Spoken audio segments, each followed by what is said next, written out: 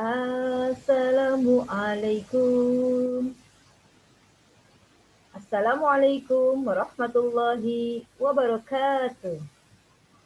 Berjumpa lagi dengan Ibu Munawaroh di pelajaran Pendidikan Agama Islam dan Budi Pekerti. Baik anak-anakku sekalian, hari ini kita akan mempelajari tentang iman kepada kitab-kitab Allah Subhanahu wa Ta'ala.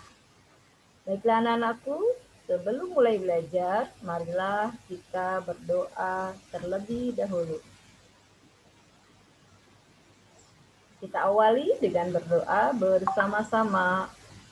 Bismillahirrahmanirrahim. Rabbi zidni ilma warzuqni fahma waj'alni minas salihin. Artinya, ya Allah, tambahkanlah ilmuku dan berikanlah aku karunia untuk dapat memahaminya. Dan jadikanlah aku bagian dari anak-anak yang soleh.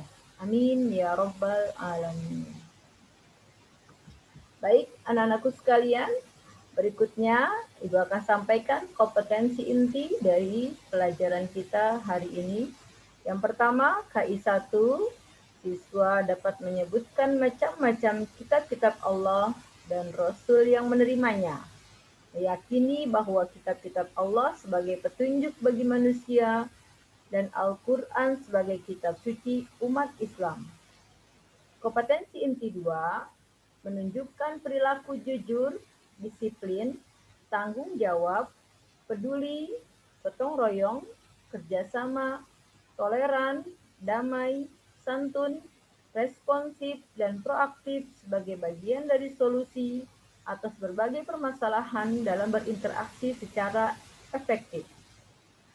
Kompetensi inti 3, memahami, menerapkan, menganalisis pengetahuan faktual, konseptual, prosedural, dan metakognitif berdasarkan rasa ingin tahunya tentang ilmu pengetahuan, teknologi, seni budaya, dan humaniora.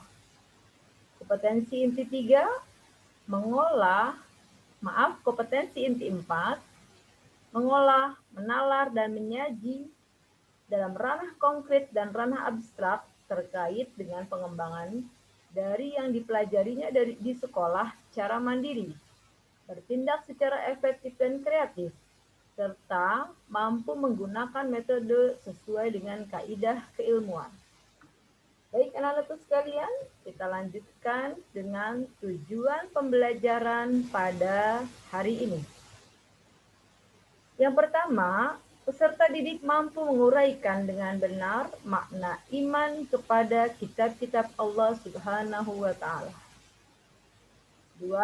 Peserta didik mampu mendeskripsikan pengalaman makna iman kepada kitab-kitab Allah Subhanahu wa Ta'ala dengan benar. 3. Peserta didik dapat mengidentifikasi makna iman kepada kitab-kitab Allah dengan menunjukkan perilaku yang mencerminkan pemahaman iman kepada kitab-kitab Allah dengan baik. Keempat, peserta didik mampu menguraikan dengan benar makna kitab dan suhuf. Berikutnya, peserta didik mampu mendeskripsikan makna kitab dan suhuf dengan benar.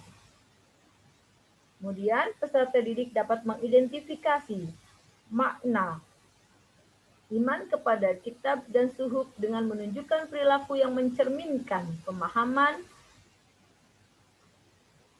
iman kepada kitab-kitab Allah Subhanahu wa Ta'ala dengan baik. Berikutnya, peserta didik mampu mendeskripsikan makna fungsi dan hikmah iman kepada kitab-kitab Allah. Baik, kita lanjut kepada materi. Bahwa pentingnya mengimani kitab Allah Subhanahu wa Ta'ala karena iman berasal dari bahasa Arab. Amana yu'minu imanan, yang artinya yakin atau percaya. Sedangkan kitab-kitab Allah berarti firman-firman Allah yang dibukukan menjadi sebuah mushaf. Iman kepada Allah Subhanahu wa Ta'ala artinya meyakini sepenuh hati bahwa Allah Subhanahu wa taala telah menurunkan kitab kepada nabi atau rasul yang berisi wahyu untuk disampaikan kepada seluruh umat. Di dalam Al-Quran disebutkan bahwa ada 4 kitab Allah Subhanahu wa taala yang diturunkan kepada para nabinya, yaitu Taurat kepada Nabi Musa alaihi salam, Zabur kepada Nabi Daud alaihi salam, Injil kepada Nabi Isa alaihi salam, dan Al-Quran kepada Nabi Muhammad sallallahu alaihi wasallam. Kitab-kitab yang dimaksud pada ayat di atas adalah kitab yang berisi peraturan, ketentuan, perintah, dan larangan yang dijadikan pedoman bagi umat manusia. Kitab-kitab Allah tersebut diturunkan pada masa yang berlainan. Semua kitab tersebut berisi ajaran pokok yang sama, yaitu ajaran mengesahkan Allah atau tauhid. Dan yang berbeda hanyalah dalam hal syariat. Anak-anakku sekalian, Ibu lebih detailkan lagi pertanyaan Ibu ya untuk mengerucutkan tentang iman kepada kitab-kitab Allah. Apa itu iman kepada kitab-kitab Allah? Iman kepada kitab-kitab Allah artinya percaya dan yakin dengan sepenuh hati bahwa Allah Subhanahu wa taala telah menurunkan kitab-kitabnya kepada para rasulnya sebagai pedoman hidup agar manusia dapat meraih kebahagiaan di dunia dan di akhirat. Baik, pengertian kitab dan suhuf. Ya, suhuf merupakan wahyu Allah Subhanahu wa taala yang disampaikan kepada para rasul untuk disampaikan kepada manusia sebagai petunjuk dan pedoman hidup. Jadi, selain menurunkan kitab, Allah juga menurunkan suhuf kepada rasul, kepada para nabi dan rasul. Tentunya ada perbedaan antara kitab dan suhuf. Bedanya adalah suhuf wahyu Allah yang disampaikan kepada para rasul, tetapi masih berupa lembaran-lembaran yang terpisah dan isinya sangat simpel. Sedangkan kitab adalah wahyu Allah Subhanahu wa taala yang disampaikan kepada para rasul sudah berbentuk buku atau kitab dan isinya lebih lengkap jika dibandingkan dengan suhuf. Baik, kita lanjutkan. Dalil nakli tentang iman kepada kitab-kitab Allah yaitu terdapat dalam surat Al-Maidah ayat 5. Ibu bacakan ayatnya. A'udzu billahi minasy syaithanir rajim. Bismillahirrahmanirrahim. يهدي به الله من اتبع رضوانه سبل السلام ويخرجهم من الظلمات إلى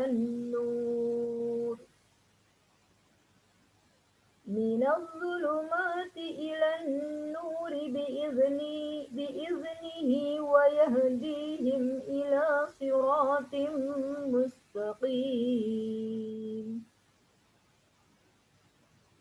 Dengan kitab itulah Allah memberikan petunjuk kepada orang yang mengikuti keridhoannya, ke jalan keselamatannya. Dengan kitab itulah Allah menyeru orang itu dari gelap gulita kepada cahaya dengan izinnya dan menunjukkan ke jalan yang lurus.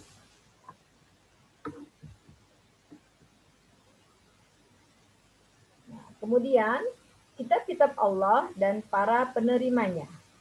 Yang pertama adalah Allah menurunkan kitab Taurat, merupakan salah satu kitab suci yang Allah turunkan, yang Allah wahyukan kepada Nabi Musa. Ketika itu Allah menurunkan kitab Taurat ini di Bukit Tursina, di Bukit Sinai, bertemu dengan Nabi Musa. Kemudian kitab Zabur. Kitab Zabur adalah kitab suci yang diturunkan oleh Allah Subhanahu wa taala melalui utusannya yang bernama Nabi Daud alaihi salam. Ketiga, kitab Injil diwahyukan oleh Allah Subhanahu wa taala kepada Nabi Isa alaihi salam. Dan yang terakhir adalah Al-Qur'an.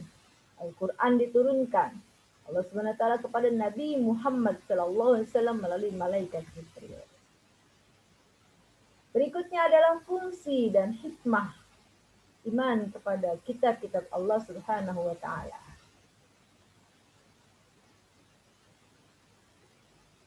Dan sebelumnya masuk kepada fungsi dan hikmah, Ibu akan menjelaskan dulu apa itu kitab Taurat.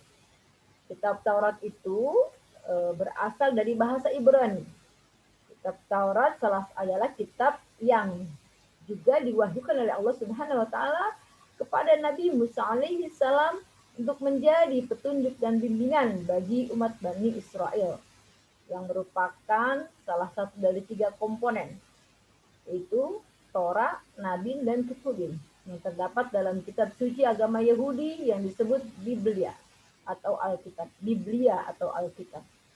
Yang belakangan oleh orang-orang Kristen disebut Old Testament atau Perjanjian Lama. Isi pokok kitab Taurat dikenal dengan 10 hukum atau disebut Ten Commandments atau 10 firman yang diterima Nabi Musa di atas bukit Tursina atau Gunung Sinai. 10 hukum tersebut berisi asas-asas keyakinan akidah dan asas-asas kebaktian atau syariah, yaitu sebagai berikut. Yang pertama, hormat dan cinta pada Allah satu saja, Allah yang Maha Esa. Kedua, menyebutkan nama Allah dengan hormat. Yang ketiga, mensucikan hari Tuhan, artinya hari Sabtu. Jadi umatnya Nabi Musa itu Bani Israel sampai hari ini mensucikan hari Sabtu, ya. Hari Sabtu sebagai hari besarnya umat Bani Israel.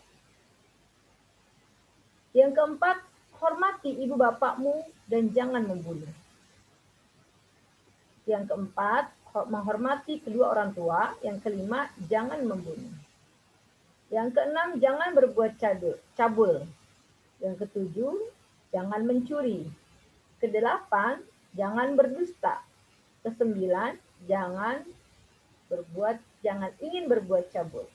Dan kesepuluh, jangan ingin memiliki barang orang lain dengan cara yang tidak halal.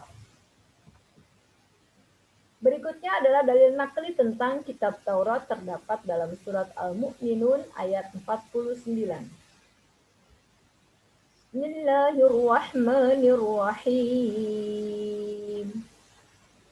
Walaqad atayna Musa al-kitaba la'allahum yahtadun. Artinya, dan sungguh telah kami anugerahi kepada Musa kitab Taurat agar mereka Bani Israel mendapat petunjuk. Quran Surat Al-Mu'minun, surat yang ke-23 ayat 49. Setelah kitab Taurat, Allah juga menurunkan kitab Zabur. Kitab Zabur berasal dari kata Zabaro yazburu zabron, yang berarti menulis.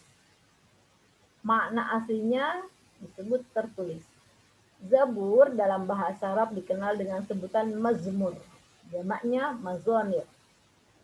Dan orang-orang Ibrani disebut mizmar, yaitu nyanyian rohani yang dianggap suci.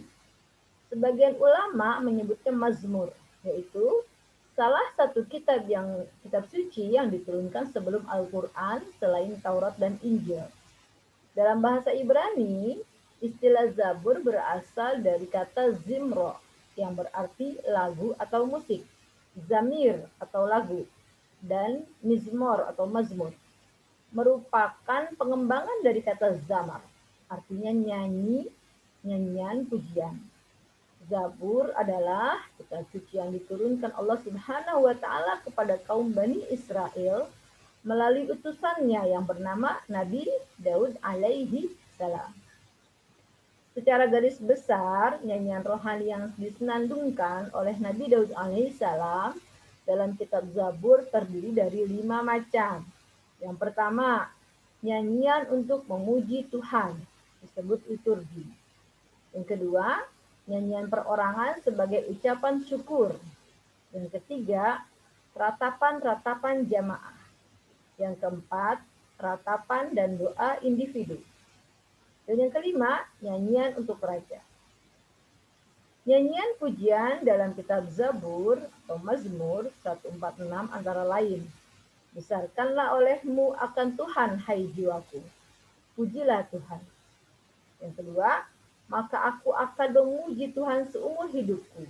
Dan aku akan nyanyi pujian-pujian kepada Tuhanku selama aku ada. Tiga, janganlah kamu percaya pada raja-raja atau anak-anak Adam yang tiada mempunyai pertolongan. Yang keempat, maka putuslah nyawanya dan kembalilah ia kepada tanah asalnya dan pada hari itu hilanglah segala daya upayanya. Kelima, maka berbahagialah orang yang memperoleh Yakub sebagai penolongnya dan yang menaruh harap kepada Tuhan. Keenam, yang menjadikan langit, bumi, dan laut serta segala isinya. Dan yang menaruh setia sampai selamanya. Kemudian ketujuh, yang membela orang yang teraniaya dan yang memberi makan orang yang lapar. Bahwa Tuhan bukan rantai orang yang terpenjara. Itu diantaranya isi dari kitab Zabur. Baik, dalil nakli tentang kitab Zabur terdapat dalam surat Al-Isra ayat 55. Bismillahirrahmanirrahim. Wa rabbuka a'lamu biman fis samawati wal ardh. Wa laqad faddalna ba'dan nabiyyina 'ala ba'din wa atayna Dawuda zabura. Artinya, dan Tuhanmu lebih mengetahui siapa yang di langit dan di bumi. Dan sungguh, kami telah memberikan kelebihan kepada sebagian nabi-nabi atas sebagian yang lain. Dan kami berikan Zabur kepada Daud. Quran Surat Al-Isra, surat yang ke-17, ayat 55. Baik, anak-anakku, kita lanjutkan. Berikutnya adalah kitab Injil. Kita ketahui bersama bahwa kitab Injil diwahyukan oleh Allah kepada Nabi Isa alaihi salam.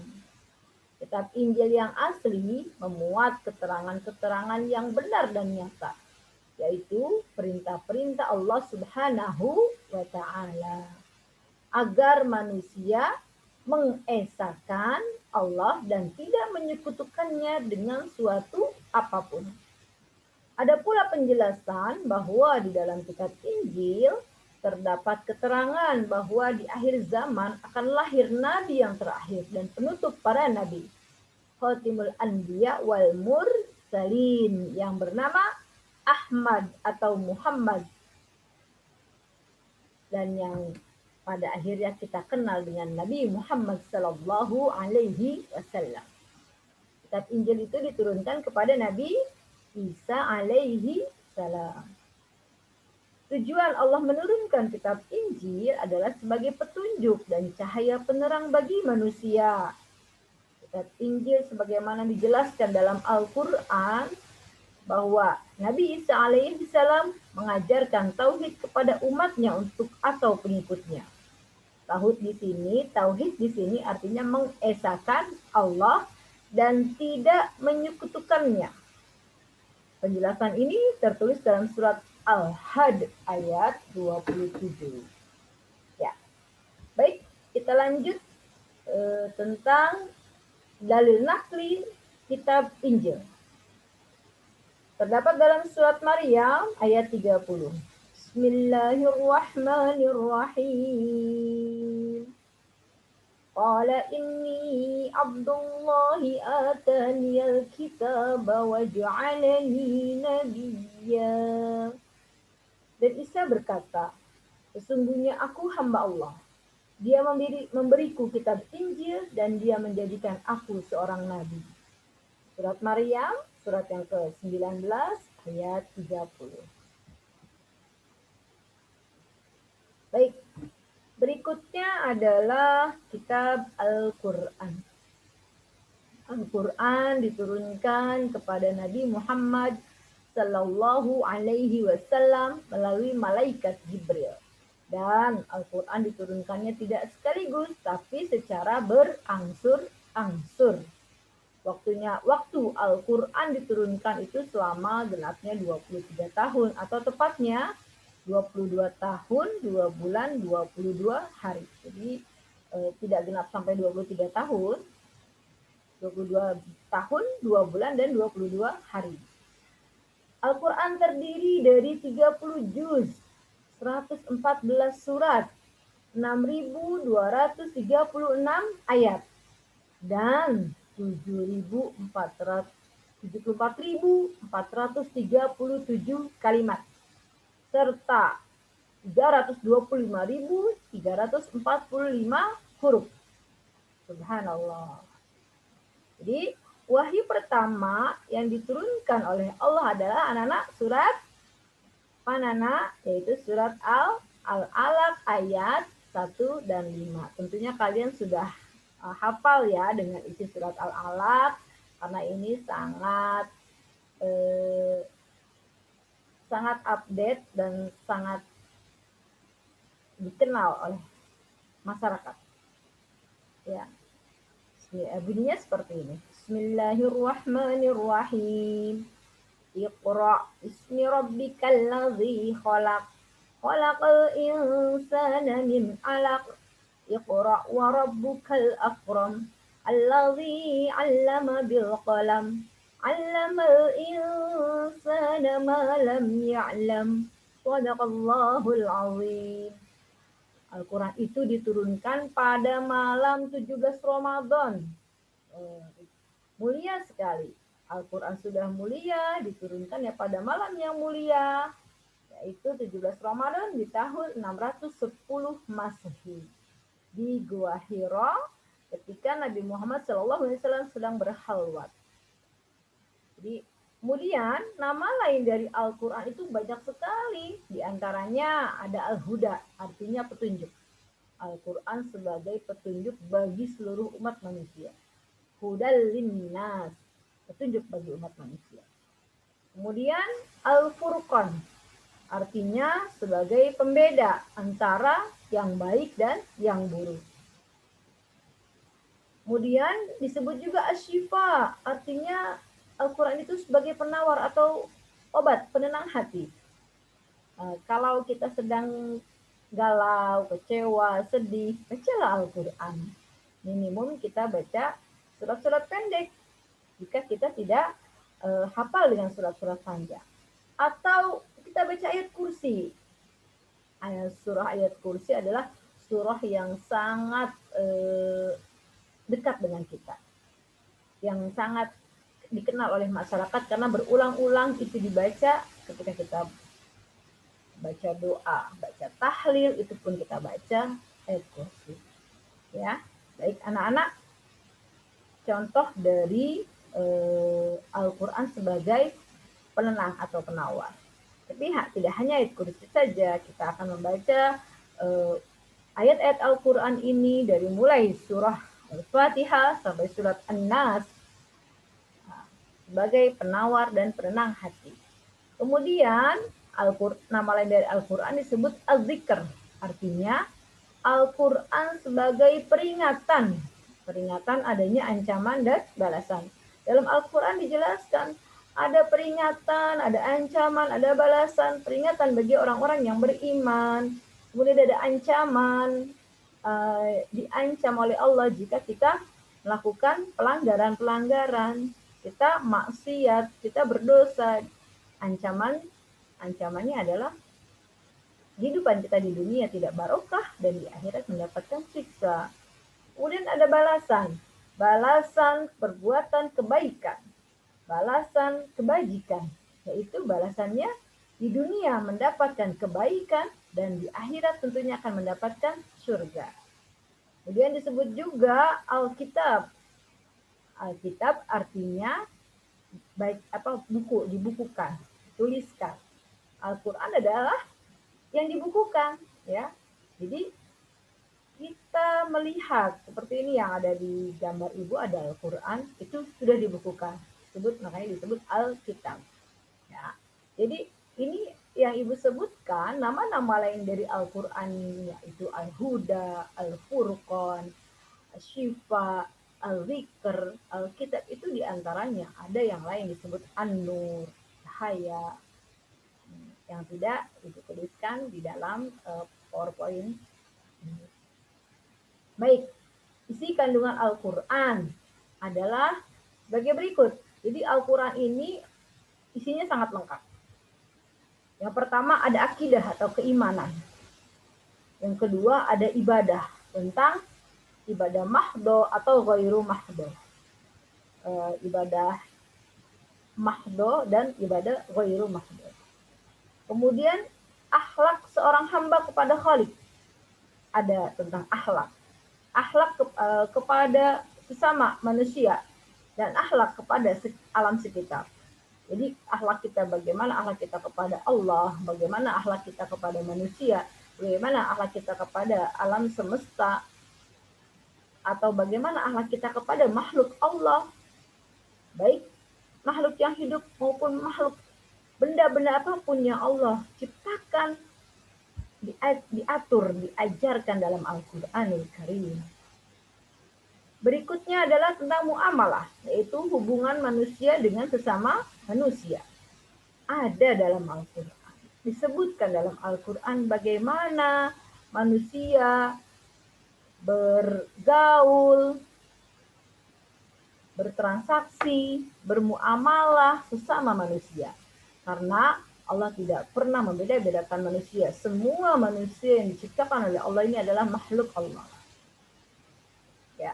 Berikutnya tentang tarikh, yaitu cerita Nabi dan Rasul, cerita orang-orang soleh, cerita orang-orang yang ingkar. Contohnya cerita para Nabi dan Rasul ada dalam Al-Quran, disebutkan dalam surat Al-Anbiya.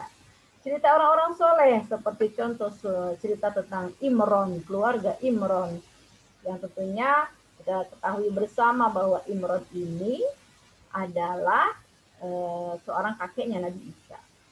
Imron itu punya istri bernama Siti Hannah.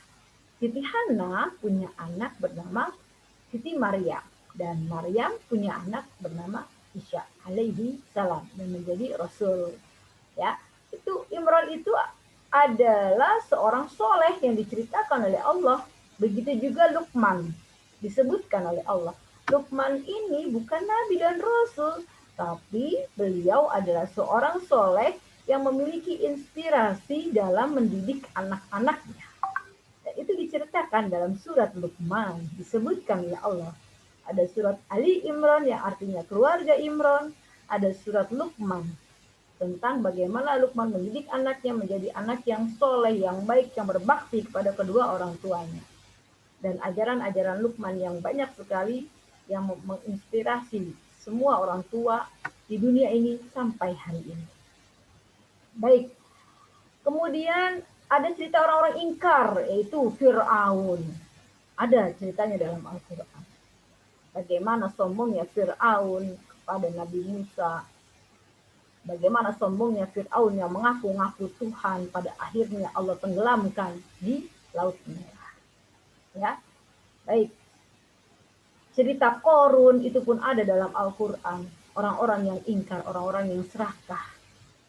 Menjadi pelajaran, menjadi ibrah bagi manusia, bagi kita yang hidup di dunia, untuk mengambil pelajaran bahwa ketika orang-orang itu sombong seperti Fir'aun dan Qorun, balasannya langsung Allah berikan di dunia, kemudian Allah ancam juga dengan balasan neraka di akhirat.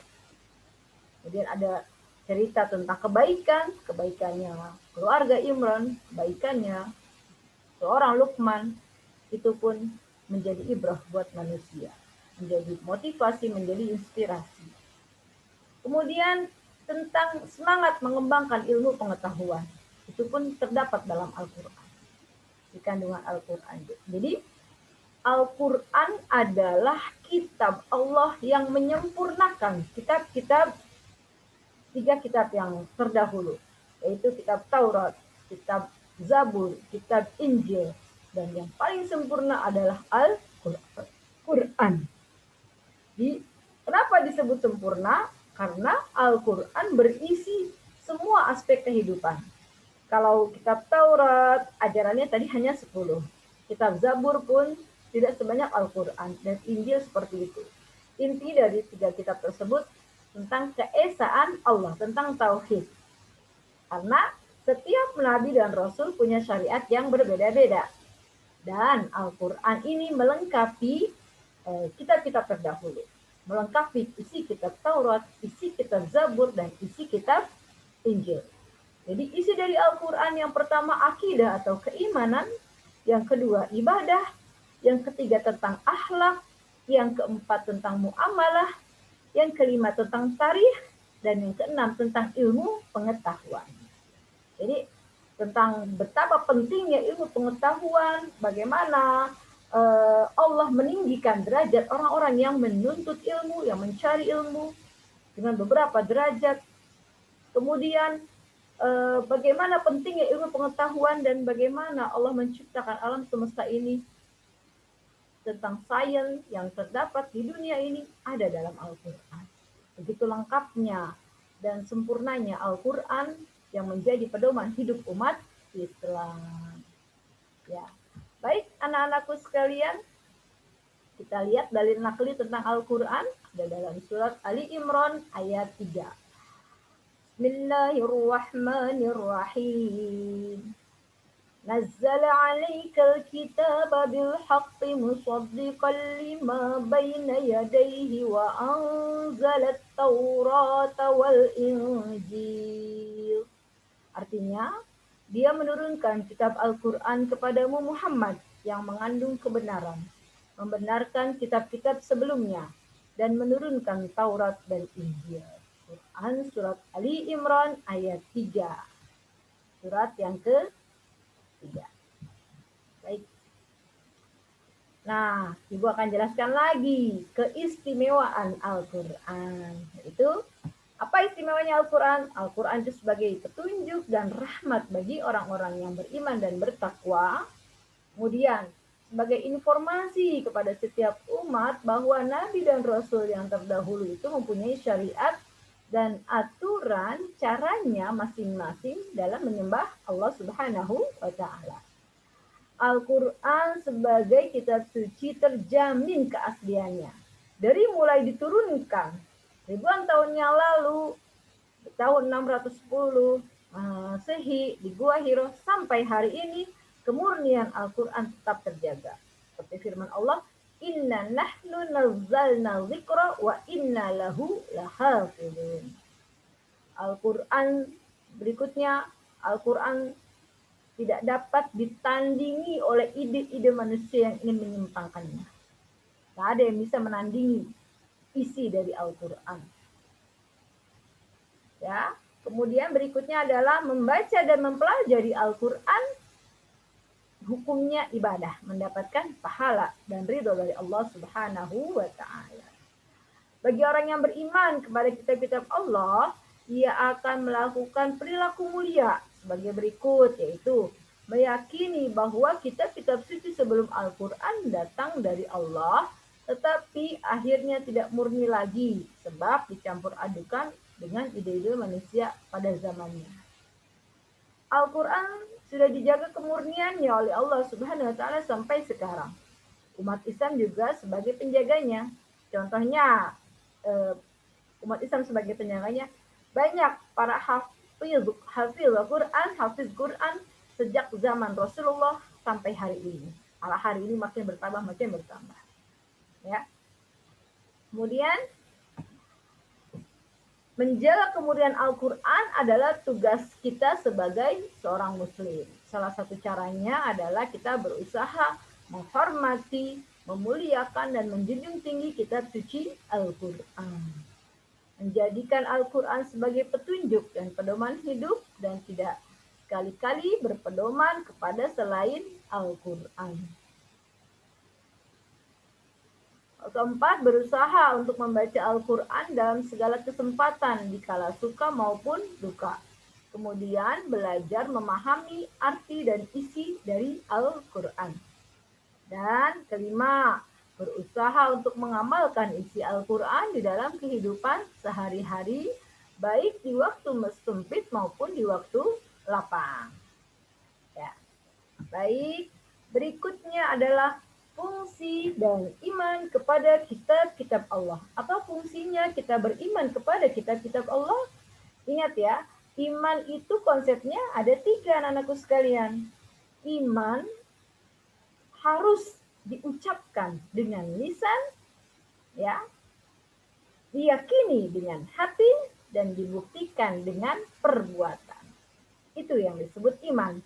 Ketika kita sudah beriman kepada kitab-kitab Allah, kita ucapkan bahwa saya beriman kepada kitab Allah, kita lisankan Al-Quran sebagai kitab Allah, kita baca Al-Quran, kemudian kita yakinkan Al-Quran menjadi pedoman hidup kita, dan kita amalkan isi Al-Quran dalam kehidupan kita setiap hari. Dalam proses kita setiap hari, kita amalkan isi Al-Quran.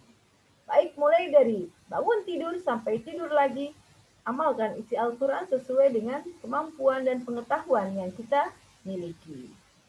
Yang pertama, apa fungsi iman kepada kitab-kitab Allah, anak-anakku sekalian? Yang pertama, sebagai hikmah dan pelajaran di masa lalu. Bahwasanya banyak cerita-cerita atau sejarah yang tadi Ibu sebutkan tentang masa lalu, tentang bagaimana masa lalu itu terdapat orang-orang yang baik, seperti sejarahnya Luqman dan kisahnya keluarga Imran.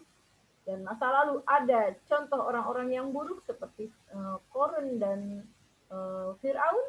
Itu menjadi pelajaran buat kita sebagai umat Islam. Kemudian pengetahuan tentang hari akhir itu pun ada dalam kitab suci kita, yaitu Al-Quran. Dijelaskan bagaimana prosesnya nanti hari akhir itu akan terjadi. Hari kiamat itu pasti akan datang. Hari kiamat itu niscaya pasti terjadi, tapi kita tidak tahu kapan waktunya, tapi itu pasti. Dan ketika kita mau tahu tentang apa yang terjadi dan prosesnya hari kiamat dan sebagainya, ada dan lengkap dalam Al-Quran. Ya. Kemudian tentang hari kiamat ini disebutkan dalam Al-Quran surat Al-Hajj ayat 7. Wa anna Allah yab'atsu man fil qubur. Kemudian Al-Quran itu sebagai pedoman dan petunjuk bagi manusia. Hudal lil muttaqin.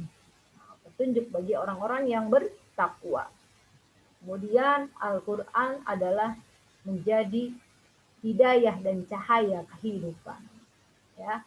Jadi fungsinya iman kepada kitab-kitab Allah, bahwa kitab-kitab Allah sebagai hikmah dan pelajaran di masa lalu. Yang kedua, kitab-kitab Allah itu memiliki sebagai pengetahuan tentang hari akhir yang akan terjadi. Dan kitab Allah juga menjadi pedoman serta petunjuk hidup manusia, serta menjadi hidayah dan cahaya kehidupan.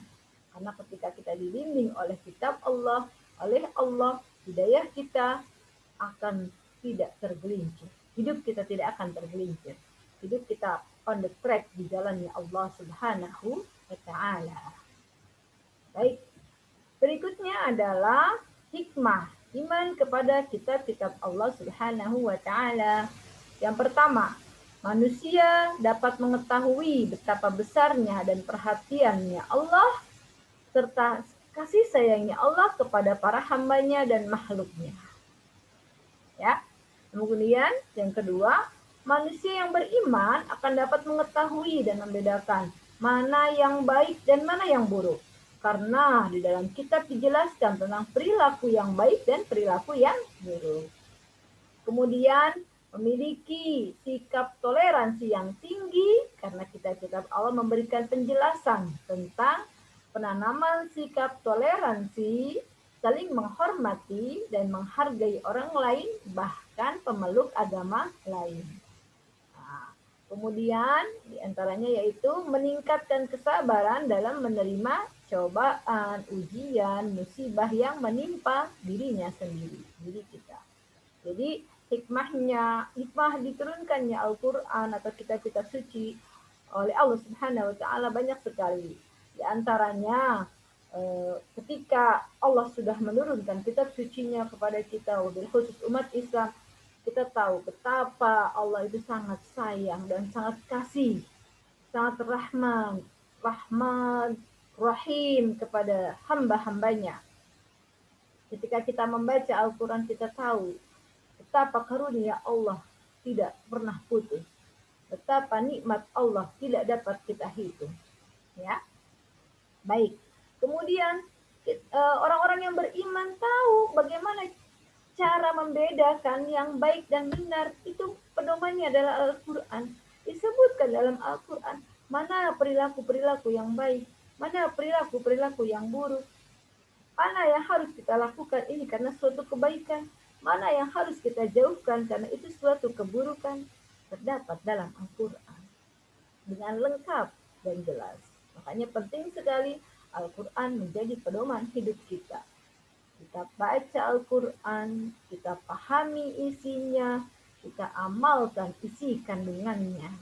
Tuh, sebagai upaya kita, sebagai pengamalan kita menjadi pelajar, menjadi siswa yang baik ya.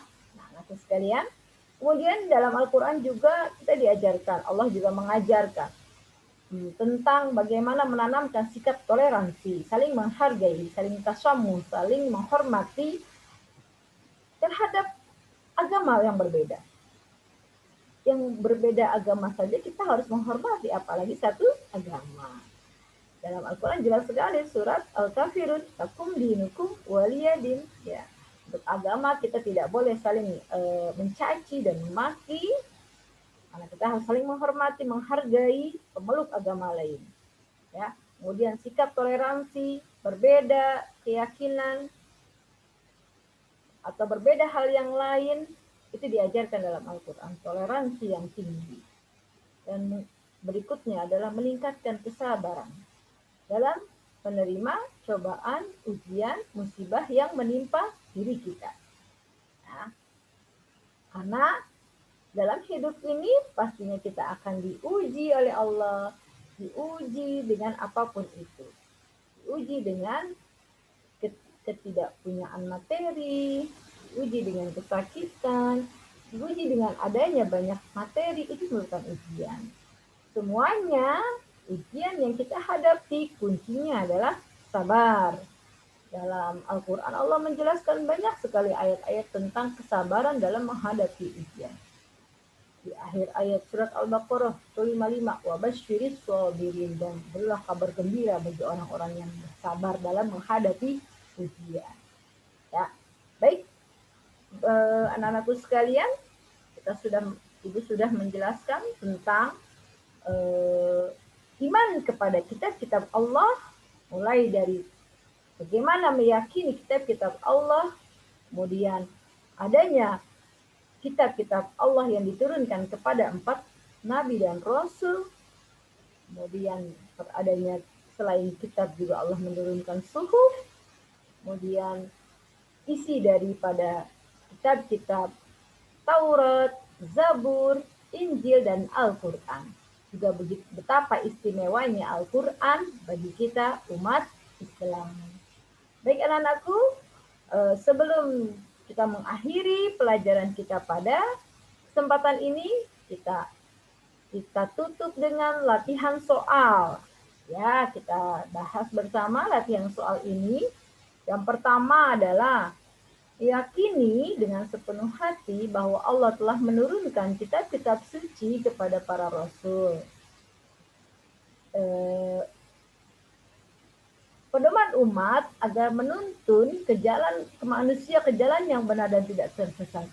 Apakah konsep yang terdapat dalam pernyataan tersebut?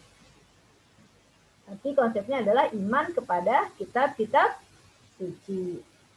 Iman kepada kitab-kitab suci. Ya.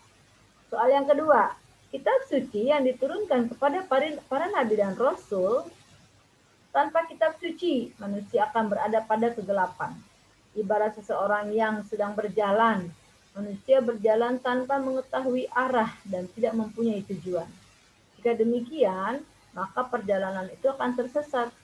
Siapakah Rasul yang mendapatkan kitab suci? Siapa saja? Yaitu Nabi Musa, Nabi Musa alaihi salam, Nabi Daud alaihi salam, Nabi Isa alaihi salam, dan Nabi Muhammad sallallahu alaihi wasallam. Baik, soal yang ketiga, ada 4 kitab yang diturunkan oleh Allah Subhanahu wa taala ke dunia ini. Allah Subhanahu wa taala juga memberikan nama-nama untuk kitab-kitabnya tersebut secara berurutan mulai dari yang pertama kali diturunkan hingga saat ini. Apakah nama keempat kitab yang wajib kita yakini? Yang pertama adalah Taurat, yang kedua Zabur, yang ketiga Injil, dan yang keempat Al-Quranul Karim. Soal yang keempat, sebagai bukti kitab-kitab suci yang diturunkan kepada para nabi dan rasul adalah benar firman Allah Subhanahu wa taala dan sumbernya dari Yang Maha Esa, maka perlu dikuatkan dengan adanya dalil tentang kitab-kitab suci yang terdapat dalam Al-Qur'an. Apakah dalil nakli tersebut? Itu terdapat dalam surat Al-Maidah. Ya. Baik. Tadi disebutkan ada dalil-dalil nakli yang terdapat dalam 4 kitab suci tersebut ya. Berikutnya, semua kitab-kitab suci yang diturunkan oleh Allah Subhanahu wa taala kepada para nabi dan rasulnya melalui malaikat Jibril berisi ajaran-ajaran yang mengajak kepada kebenaran dan kebaikan. Baik kitab suci yang dibawa oleh Nabi Musa alaihissalam hingga kitab Al-Quran yang menjadi pedoman umat Islam sebagai umat akhir zaman pengikut Nabi Muhammad SAW. Apakah ajaran-ajaran yang terdapat dari keempat kitab suci? Ajaran yang sama adalah ajaran tentang keesaan Allah, mengesahkan Allah atau disebut tauhid. Ya, baik. Berikutnya adalah soal latihan tentang kitab suci, kitab dan suhuf. Ya.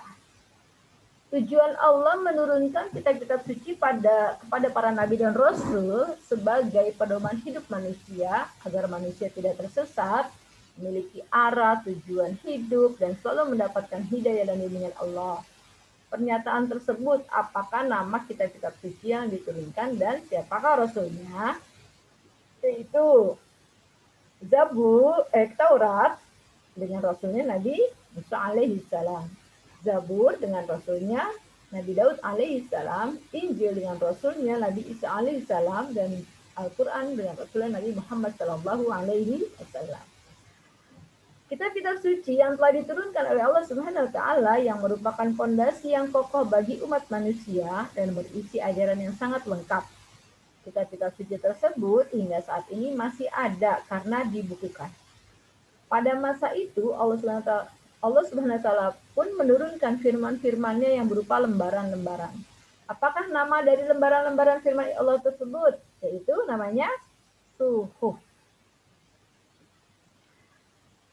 Kitab dan suhuf yang diturunkan oleh Allah memiliki persamaan dan juga perbedaan. Persamaannya, keduanya sama-sama firman Allah SWT yang diamanahkan oleh para rasulnya. Apakah perbedaan antara kitab dan suhuf? Yaitu perbedaannya kitab adalah wahyu-wahyu Allah yang dibukukan, sedangkan suhuf wahyu-wahyu Allah yang berupa lembaran-lembaran. Kalau kitab ajarannya lebih lengkap, kalau suhuf lebih sedikit ya ajarannya. Kemudian nomor 4, Allah SWT telah menurunkan kitab-kitab sucinya kepada para nabi dan rasul yang telah ditentukan. Sebagai orang yang beriman, tentunya kita meyakini kitab suci tersebut merupakan wahyu Allah yang datang melalui malaikat Jibril. Untuk memperkuat keyakinan ini dibuktikan dengan dalil-dalil nakli yang terdapat dalam kitab suci tersebut. Sebutkan ayat-ayat yang terkait dengan 4 kitab suci tersebut. Sebutkan ayat-ayatnya anak-anak sekalian ya, tentang ayat tentang kitab Taurat, ayat tentang kitab Zabur, ayat tentang kitab Injil, dan ayat tentang kitab Al-Quran.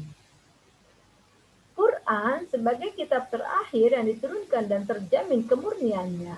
Maksudnya, dari awal diturunkan hingga sekarang, bacaan Al-Quran tidak mengalami perubahan, baik penambahan maupun pengurangan.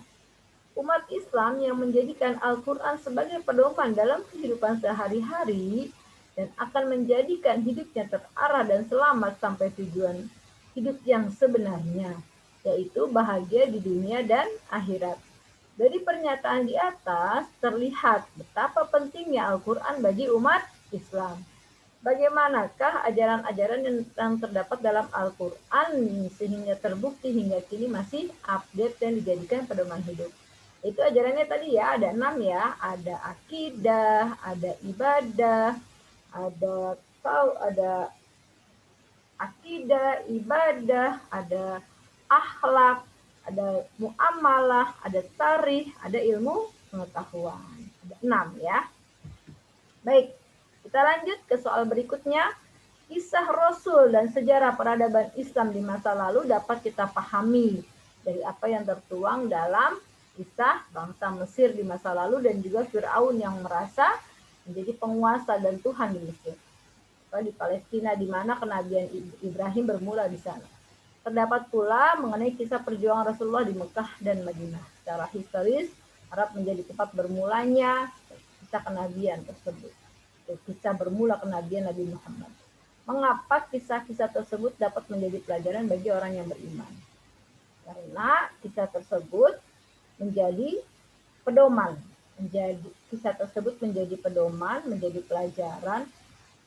Di dalam kisah tersebut ada hikmah dan pelajaran penting untuk kita sebagai umat Islam berpijak. Kisah yang baik kita ikuti, kisah-kisah yang buruk kita tinggalkan, kita jadikan pelajaran. Ya. Nomor 2, dengan meyakini kitab Allah yaitu Al-Quran, maka hidayah dan cahaya kehidupan yang menuntun pada kebenaran akan semakin dekat. Hidayah dan cahaya kehidupan itu sejatinya muncul dan berkembang di dalam diri manusia. Dengan keimanan yang tinggi terhadap Al-Quran, tentunya akan membawa manusia semakin mendalami Al-Quran dan merasa bermakna yang tinggi ketika mengamalkannya. Bagaimana dengan sikap yang dirasakan bagi orang yang tidak beriman kepada Al-Quran? Maka mereka tidak memiliki perasaan yang tenang. Mereka akan galau, mereka akan berpikir tentang kehidupan yang sesaat saja. Jadi ketika kita beriman kepada Al-Quran, kita akan merasa ketenangan, kebahagiaan, ketenangan hati, ketenangan jiwa, kebermaknaan. Tapi jika orang yang tidak beriman, maka hidupnya tidak akan tenang, tidak akan memiliki makna, tidak akan mendapatkan kebahagiaan di dunia dan akhirat. Ya. Kemudian nomor 3, bagaimana jika orang yang tidak meyakini adanya kitab-kitab suci yang diturunkan kepada Rasul, bagaimana? Maka dia tidak memiliki pedoman hidup, dia tidak memiliki pijakan hidup, tidak terarah hidupnya, tidak punya tujuan hidupnya. Ya, baik. Nomor 4, sebutkan hikmah diturunkannya kitab-kitab suci bagi orang yang beriman. Itu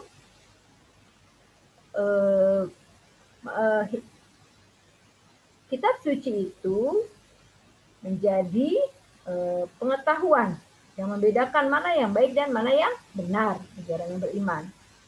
Dengan kitab suci, hati manusia menjadi lebih tentram, lebih bahagia, lebih tenang. Kemudian dengan kitab suci kita memiliki sikap toleransi terhadap orang lain, saling menghargai, saling menghormati, dan terhadap orang yang berbeda dengan agama kita. Dan meningkatkan kesabaran bagi kita dalam menghadapi ujian, cobaan, serta musibah yang kita alami. Itu hikmahnya. Apa fungsinya? Jelaskan fungsi kitab-kitab suci. Fungsinya pertama sebagai pedoman hidup. Yang kedua, sebagai hikmah, dari sebuah sejarah masa lalu. Ya. Kemudian yang ketiga, sebagai cahaya, sebagai hidayah.